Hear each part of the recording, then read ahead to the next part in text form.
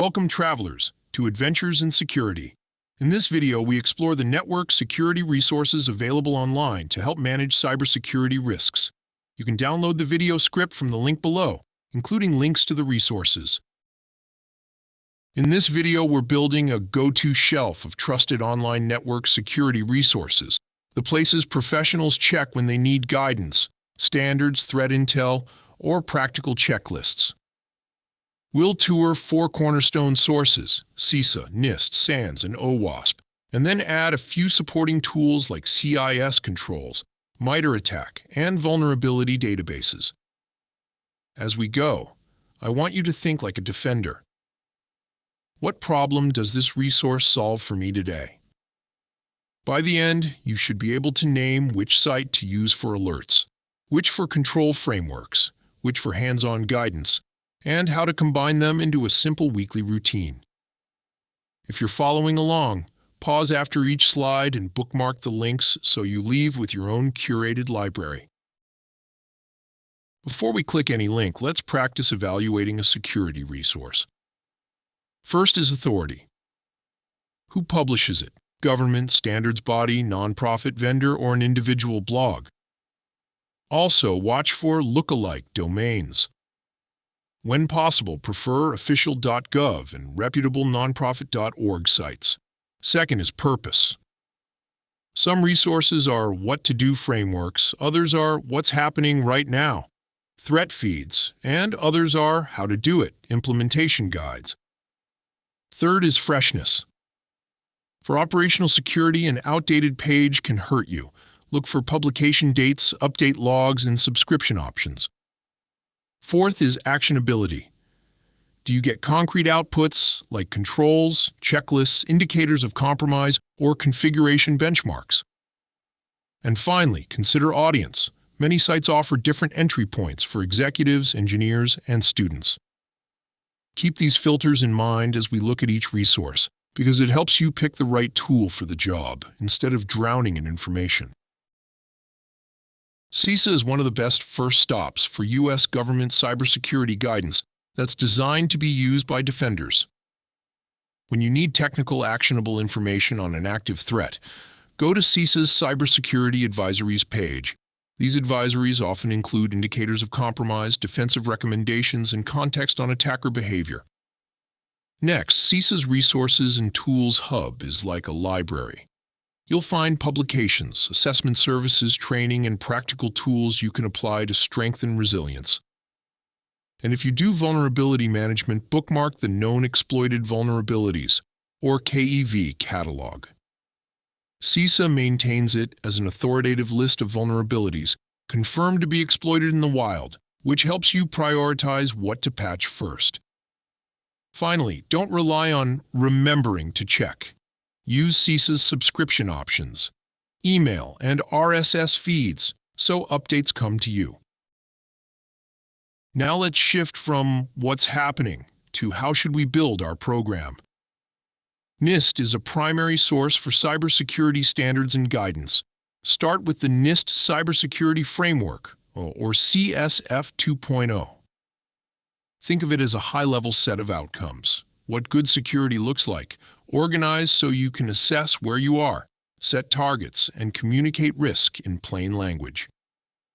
If you need deeper detail, the NIST Computer Security Resource Center, or CSRC, publishes the SP 800 series. These special publications cover everything from access control and incident response to risk management and security controls.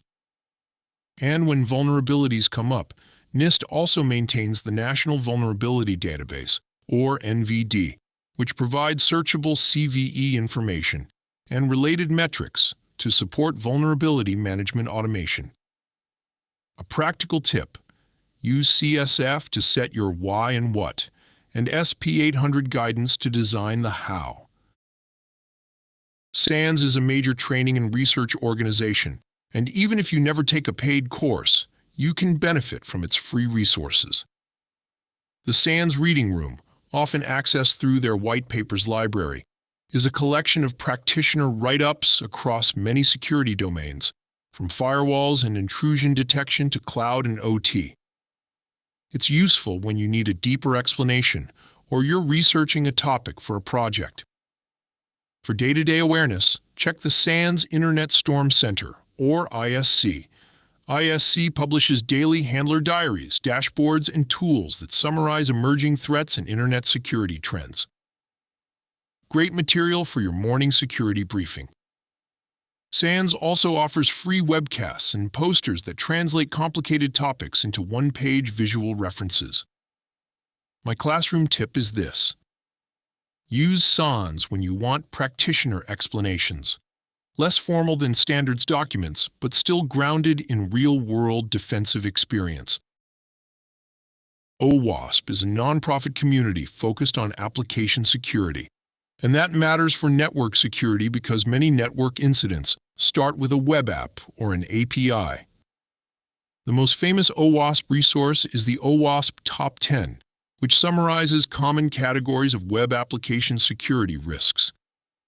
Use it as an awareness checklist and as a way to communicate with developers about the highest impact issues to prevent.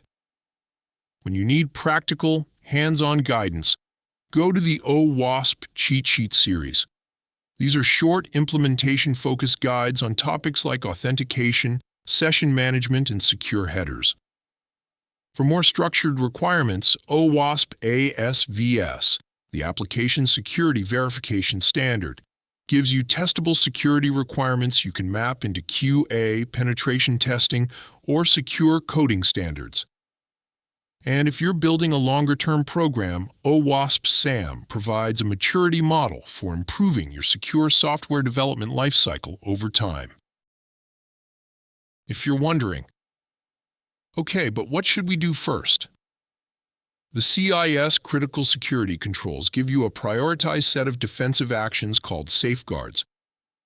CIS organizes these controls so you can start with the basics and then mature over time using implementation groups IG1, IG2, and IG3 based on organizational complexity and risk.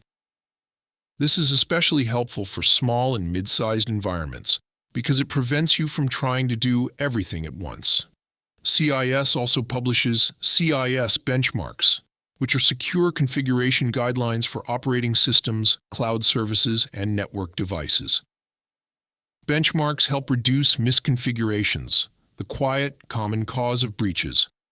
A simple way to use CIS resources is: pick your implementation group, implement the safeguards, then use CIS benchmarks to harden the systems that those safeguards depend on. This turns a framework into actual configuration changes. Next, let's add a resource that helps you understand how attackers operate. MITRE ATT&CK. Attack is a knowledge base organized into tactics, what the adversary is trying to accomplish, and techniques, how they do it. Defenders use attack to design detections, conduct threat hunting, and measure coverage. Here's a classroom way to think about it. If your security stack is a toolbox, attack helps you check whether your tools actually detect the common attacker behaviors. It's also a great translation layer. For example, when you read a CISA advisory and it describes attacker steps, you can map those steps to attack techniques. Then ask, do we log this? Do we alert on this? Do we have mitigations? Finally, MITRE Ingenuity's attack evaluations can help you compare security products using common adversary emulation scenarios. Let's connect the vulnerability-related resources you'll see every week. Start with CVE. It's the naming system that gives a unique ID to a publicly disclosed vulnerability, so everyone is talking about the same issue. The NVD then adds enrichment, things like affected products and severity metrics, so teams can search and automate. But defenders still ask, is this being exploited right now? That's where CISA's KEV catalog is powerful. It highlights vulnerabilities confirmed to be exploited in the wild, helping you prioritize patching. Next are scoring models. CVSS summarizes technical severity, while EPSS estimates the probability of exploitation. So, together they help you balance impact and likelihood. Finally, when you want coordinated disclosure details, CERT's Vulnerability Notes database can provide summaries, technical notes, and remediation guidance. The key lesson: don't rely on one feed. Combine these sources to make smarter patch and mitigation decisions. Now, how do you actually use all of this without living on security websites? Here's a simple routine I recommend. Daily, spend 5 minutes skimming one situational awareness source, either the SANS ISC diary or the latest CISA advisories, just to catch anything urgent. Weekly, do a vulnerability triage pass. Review new items relevant to your technology stack in NVD and cross-check whether anything appears in CISA's KEV catalog, because KEV should push items to the top of your patch queue. Monthly or quarterly, step back and improve the basics. Pick a CIS Controls safeguard to mature and harden a system using the relevant CIS benchmark. Then use the NIST CSF 2.0 outcomes to document progress in a way leadership understands. The goal is consistency, small repeated actions that build a strong security posture over time. Let's wrap up. CISA helps you respond to real-world threats with advisories, tools, and the KEV list. NIST gives you standards and frameworks, CSF 2.0 and the SP 800 series, to build a defensible program. SANS adds practitioner-friendly research and daily monitoring through the Reading Room and Internet Storm Center. OWASP strengthens the application layer with top 10 risks, cheat sheets, and verification standards. Then CIS Controls and benchmarks turn priorities into concrete actions. MITRE ATT&CK helps you think like an adversary, and CVE/NVD plus CVSS and EPSS help you manage vulnerabilities intelligently. If you're outside the U.S., look for your national CERT or equivalent government guidance site and use the same evaluation filters.